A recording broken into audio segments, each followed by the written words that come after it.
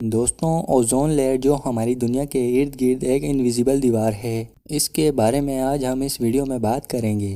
دوستوں، یہ لیئر آسمان میں ہماری زمین کی سطح سے 15 سے 40 کلومیٹر کے فاصلے پر موجود ہے۔ یہ لیئر ہمیں سورج سے پیدا ہونے والی انتہائی خطرناک ریڈیشن سے محفوظ رکھتی ہے، اور یہ آسمان میں موجود ارتھ کی 6 لیئرز میں سے دوسری لیئر اسٹریٹوسفیئر میں موجود ہے۔ دوستوں، آپ اندازہ بھی نہیں لگا سکتے کہ اگر یہ اوزون لیئر نہ ہو تو دنیا میں کتنی بڑی تباہی ہو سکتی ہے۔ اگر یہ لیئر ہٹ جاتی ہے تو سورج کی انتہائی خطرناک ریڈیشن ڈائریکٹ پیڑ اور پودوں پر اثر کرے گی، اور اس سے دنیا بھر میں موجود تمام پیڑ پودے جل جائیں گے، اور ہماری زمین پر موجود سارا ایکو سسٹم تباہ ہو جائے گا۔ نہ سمندر میں کوئی مچھلی بچے گی اور نہ زمین پر کوئی جانور، اور ایک انتہائی خطرناک کینسر انسانی زندگی کو تباہ کر دے گا۔ دوستوں، اوزون لیئر اس دنیا میں موجود ہر جاندار کے لیے بہت ضروری ہے، لیکن انسان نے دنیا کو ترقی کی طرف لے کر جاتے جاتے اپنی غلطیوں کی وجہ سے اس اوزون لیئر میں 25 ملین اسکوائر فٹ کا ایک بہت بڑا ہول کر دیا ہے۔ اس ہول کے بننے کی آخر کیا وجہ تھی، اور اس کی وجہ سے ارتھ پر کتنی تباہی ہو سکتی ہے؟ دوستوں، یہ بات ہے 1985 کے ایک برٹش سروے کی، جب 3 سائنٹسٹ نے اپنی 27 سال کی آبزرویشن میں نوٹس کیا کہ انٹارکٹیکا کے اوپر آسمان میں موجود ایک بہت بڑی چیز غائب ہے، اور وہ چیز اوزون لیئر ہی تھی۔ انہوں نے ناسا سے اس بارے میں ڈسکس کیا، اور ناسا نے اپنی کچھ سیٹلائٹس کے ذریعے معلوم کر کے بتایا کہ آسمان میں اوزون لیئر کا ایک بہت بڑا حصہ غائب ہے۔ اور اس وقت سب بہت زیادہ پریشان ہو گئے کہ اگر کچھ نہ کیا گیا تو اوزون لیئر آہستہ آہستہ ختم ہو جائے گی اور پھر پوری دنیا تباہی کا شکار ہوگی۔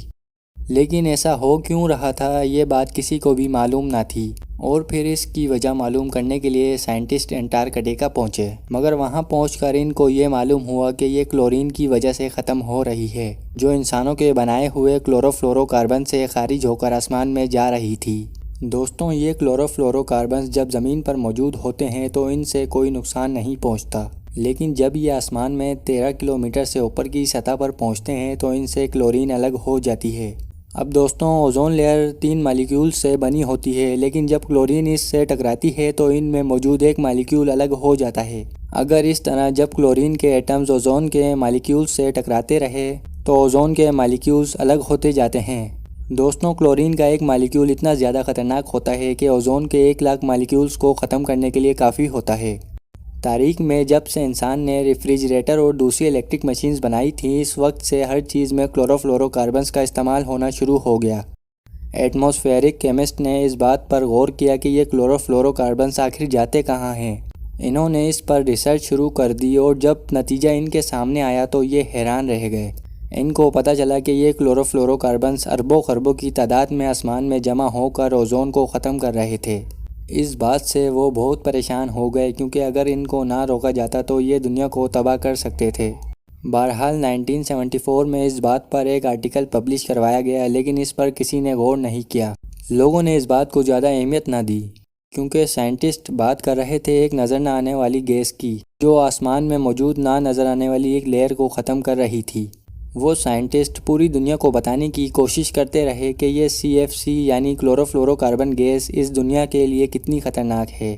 دوستوں، پھر بڑی بڑی کمپنیز اور کلورو فلورو کاربنز استعمال کرنے والی تمام انڈسٹریز نے کہا کہ ہم اس کو بین کر دیں گے، لیکن پھر بھی یہ کام مسلسل چلتا رہا۔ پھر 1985 میں ایک سائنٹسٹ نے دنیا کو کسی طرح سمجھایا کہ دنیا ایک بہت بڑے خطرے میں ہے، اور جیسے تیسے دنیا بھر کی 30 سے زائد کمپنیز نے ایک کنٹریکٹ سائن کیا، جس میں لکھا تھا کہ وہ اب کلورین کا استعمال بہت کم کریں گے۔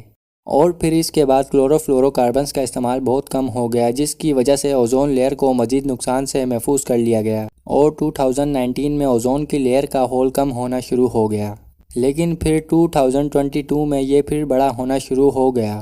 آگے کیا ہوگا یہ تو وقت ہی بتائے گا۔ دوستوں، یہ ہول ایک مکمل ہول نہیں ہے، بلکہ اس حصے میں اوزون کی لیئر بہت باریک ہے۔ پر ایک بات نے پوری دنیا کو حیرت میں ڈالا ہوا ہے کہ گیس پوری دنیا سے خارج ہوتی ہے، لیکن یہ ہول صرف انٹارکٹیکا کے اوپر ہی کیوں بنا؟ دوستو، انٹارکٹیکا پوری طرح سے برف میں ڈھکا ہوا ہے، اور وہاں ایسا ایٹماسفیئر موجود ہے جو CFC گیس کو وہاں جمع ہونے پر مجبور کر دیتا ہے۔ دوستوں، سائنٹسٹ کا کہنا ہے کہ ابھی بھی اوزون لیئر کو مکمل طور پر ٹھیک ہونے میں تقریباً 40 سال سے بھی زیادہ کا وقت لگے گا۔